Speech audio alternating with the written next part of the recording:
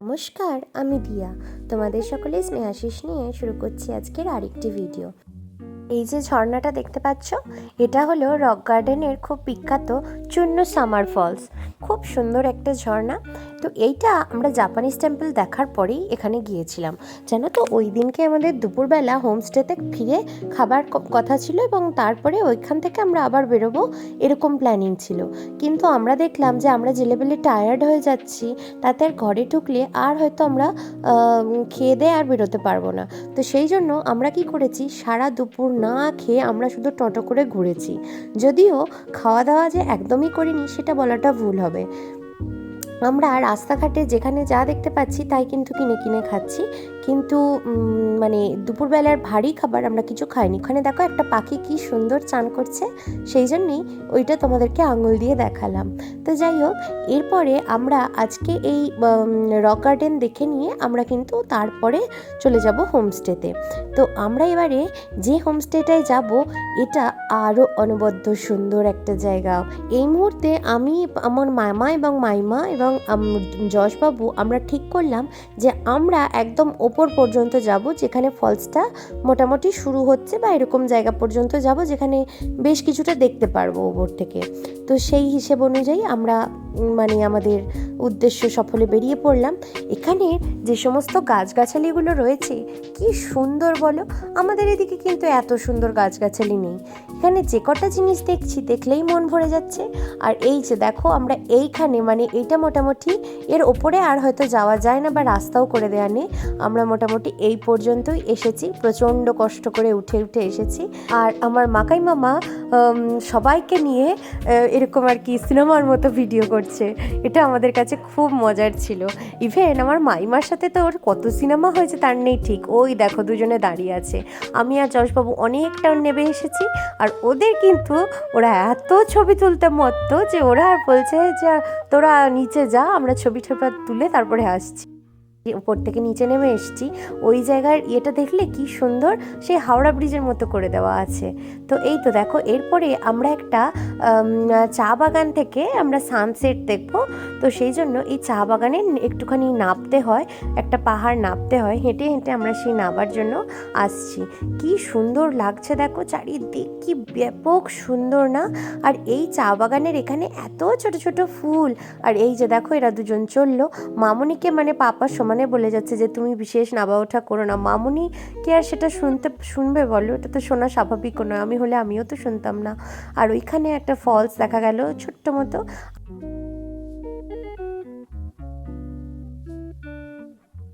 আর এই টি বাগানের সামনেটা থেকেও দেখো কাঞ্চনজঙ্ঘা দেখা যাচ্ছে, দেখতে পেলে? তো চলো, এরপর আমাদের ঘোরাঘুরি শেষ হয়ে গেল এবং সন্ধেও হয়ে যাচ্ছে, বুঝতেই পারছো, সানসেট হয়ে গেল। তো এই জন্য এবার আমাদেরকে মানে ফিরতেই হবে। এখানে আবার বিশেষ রাত হলে এখানে কিন্তু মানে মানুষজন খুব একটা চলাচল করে না, যেগুলোতে বসতি নেই। কারণ এখানে কিন্তু প্রচুর পরিমাণে মানে ওই যে জঙ্গলগুলো রয়েছে, ওখানে লেপার্ড, তারপরে চিতা, এই সমস্ত রয়েছে, বুঝলে? তো সেই জন্যই আর কি দাদারা তাড়াহুড়োই করছিল। আর এই দেখো, ঘুম স্টেশনের ওপর দিয়ে আমরা আবার ফিরছি। এরপর চলে যাব আজকে তিনচুলে। তিনচুলের যে হোমস্টেটা, সেটা যে এত বিউটিফুল হোমস্টে। আর ওখানে যে দিদি ছিল, চন্দ্রিকা দিদি, মানে একজন অসাধারণ মনের মানুষ। সে এত শৌখিন একটা মানুষ, এবং নিজের শখের জিনিসগুলো যে লোককে এইভাবে এত সহজে ইউজ করতে দেওয়া যায়, এটা চন্দ্রিকা দিদিকে না দেখলে হয়তো আমি বিশ্বাসই করতে পারতাম না। দেখো, এই একদম পাহাড়ের গায়ে ঝপ করে সন্ধ্যা নেমে গেল। এই দেখলাম আলো ছিল, আর এই গভীর জঙ্গলের মধ্যে দিয়ে যাচ্ছি, আর পুরো অন্ধকার রাস্তা। পাহাড়ের সন্ধ্যেটা একটু তাড়াতাড়ি নামে। এই তো দেখো, আমরা চলে এসেছি তিনচুলের হোমস্টেতে। কি অপূর্ব সুন্দর না? দেখো, এখানে দিদির প্রত্যেকটা কালেকশন, যেমন চেয়ার টেবিল, তেমন এই বেড কাভার, কমফোর্টার, বা এই রকম কার্টেন, কত সুন্দর। রুমগুলো দেখো কি সুন্দর, আর একটা করে কভার দিয়ে দিয়েছে, মানে অ্যামেজিং। এটা মানে আমি মানে বলে বোঝাতে পারবো না যে এই হোমস্টেটা আমাদের কাছে কতটা ভালো লেগেছে। আর এই দেখো কি বিশাল সাইজের একদম কিং সাইজ বাথরুম, খুব সুন্দর। আর দিদির গাছের কালেকশন দেখো, সেটাও অসাধারণ। ওই রুমটা তো আমাদের ছিল, এই রুমটা মামাদের। মামাদের রুমেরও বেড কভার কমফোর্টারগুলো দেখো কি বিউটিফুল দেখতে, আমার দেখেই মন ভালো হয়ে যাচ্ছে। আর এদের রুমেরও বাথরুমটা খুব সুন্দর, আর বাথরুমে আবার একটা ওরা আর্টিফিশিয়াল প্ল্যান্টও লাগিয়ে রেখেছে। এরপরে আমরা চলে এলাম ডিনার করতে। ডিনারের যে সমস্ত থালা বাসনগুলো দিয়েছে দেখো কি চকচক করছে। আমাদের বাড়িতে কাঁসারের থালা হলে তাতে কালো কালো ছাপ পড়ে যায়। তারপরে দেখো রুটি দেবার জন্য যে ক্যাসারোলটা দিয়েছে, সেটাকে ক্যাসারোলের ভিতরেও আবার একটা কি সুন্দর করে রেখেছে, যেটার মধ্যে রুটি রাখলে রুটি অনেকক্ষণ নরম এবং গরম দুটোই থাকবে। আর খাবারগুলো অসাধারণ খেতে হয়েছিল। কত কি যে দিদি রান্না করেছে তার কোনো হদিশ নেই। দিদি বলছে ওরা আমাদের জন্য দুপুরবেলারও রান্না করেছিল, কিন্তু আমরা আসিনি বলে ওরা সেই খাবারগুলো অন্য কাউকে দিয়ে দিয়েছে। এইটা রাত্রির জন্য একদম ফ্রেশ খাবার আবার বানিয়ে দিয়েছে। কি সুন্দর না? আর এই যে ছোট ছোট বড়ির মতো দেখছো, ওগুলো বড়ি নয় কিন্তু, ওগুলো সোয়া চাংস। তো চলো দেখো ছিল কি কি তোমাকে একবার দেখিয়ে দিই। ভাত, ডাল, সোয়া চাংস, আলু দিয়ে আর শসা দিয়ে একটা আচার, তার সাথে ছিল চিকেন কষা। দেখো চিলি একটাও কি সুন্দর দেখতে হয়েছে আর তেমন সুন্দর খেতে হয়েছে। এনাফ পরিমাণে ভেজিটেবলস ছিল। তো সব মিলিয়ে একটা অসাধারণ অনুভূতি হচ্ছিল। আর সারাদিন সেরমভাবে ভাত টাত খাইনি বলে বাকিরা রুটি খেলেও আমি নিয়ে নিয়েছিলাম একটু ভাতই, যেহেতু সারাদিন ভাত খাইনি। আর দিদির এত সুন্দর রান্না, তো আমার কাছে মনে হলো ওটাই বেশি কমফোর্টেবল। তো এরপরে দিদির একটা খুব সুন্দর বিড়াল ছিল। বিড়ালটার নাম কি জানো? বিড়ালটার নাম ছিল চিটি। চিটি খুব মিষ্টি একটা বিড়াল।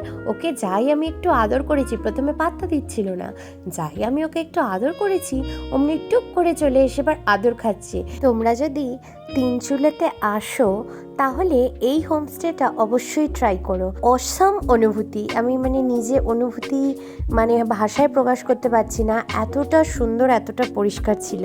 আর এই হোমস্টেটার নাম হচ্ছে ইয়াংচেন হোমস্টে। আর এখানে হোস্ট করছে যে দিদি, চন্দ্রিকা দিদি, একজন অসাধারণ মানুষ। তার ব্যবহার, তার ভালো মানুষই, সেটা ভাষায় প্রকাশ্য না। আর এই পরের দিন সকালটা আমাদের কাছে ছিল খুব সুন্দর একটা সকাল। বারান্দাতে চড়া রোদ এসেছে, দূর থেকে পাহাড়গুলো দেখা যাচ্ছে এবং একটা অ্যামেজিং অনুভূতি। এখানে আমি চিটিকে নিয়ে, আমি মামনি আর চিটি আমার কোলে শুয়ে আদর খাচ্ছে, মামনি আর আমি বসে বসে সকালটাকে একটু অনুভব করছিলাম। তার আগে আমি আর পাপা মিলে দুজনেই ব্যালকনিতে বসে বসে প্রচুর পরিমাণে চায়ের আড্ডা দিয়েছি। এটা এক অপূর্ব অনুভূতি। তো যাই হোক, এবার আমাদের রেডি হতে হবে। আমি সে সময় রেডি হচ্ছি, আর ও দেখো ঠিক আমাদের ঘরের সামনে এসে শুয়ে শুয়ে কত রঙ্গ করছে। অলমোস্ট রেডি হয়ে গেছি। এবার জানো তো, দিদি আমাদেরকে সেই সুন্দরভাবে সাদা ওড়না দিয়ে সম্বর্ধনা জানাচ্ছে। এই সময়টা খুব দুঃখ লাগছিল, আমরা খুব কষ্ট পেয়েছি, কারণ এই হোমস্টেটা আমাদের কাছে বেস্ট লেগেছিল। আর দিদি এত ভালো মানুষ, দেখো দিদি যেমন সুন্দরী, আবার জানো দিদি সিঙ্গাপুর থেকে পড়াশোনা করে এসেছে। সে অপূর্ব এডুকেটেড এবং ভীষণ ভালো মনের একজন মানুষ। তো যাই হোক, এই হোমস্টের অভিজ্ঞতা আমাদের কাছে দারুণ ছিল। আজকে বাকি যে সমস্ত ভিউ পয়েন্টসগুলো আছে সেগুলো এবার দেখবো। ভিডিওটা এখানেই শেষ করছি, দেখা হবে পরের ভিডিও। এখন টাটা।